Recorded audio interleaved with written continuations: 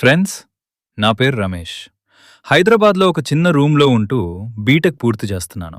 నా తోటి రూమ్మేట్స్ అందరూ చాలా హెల్ప్ చేస్తారు. కానీ ఒక సమస్య మాత్రం ప్రతిరోజు నన్ను ఇబ్బంది పెడుతోంది. అది ఏమిటంటే, నైట్ టైంలో వేడి తట్టుకోలేక నిద్ర రావటం లేదు. కూలర్ కొనాలంటే డబ్బులు సరిపోవటం లేదు.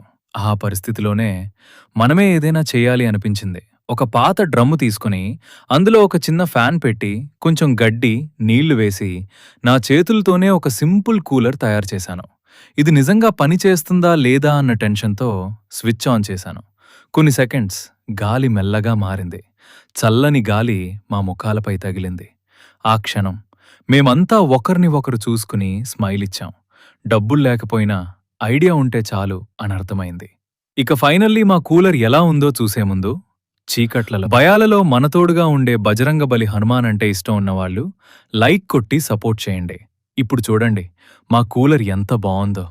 ఈ కూలర్ని వాట్సాప్లో అందరికీ షేర్ చేయండి.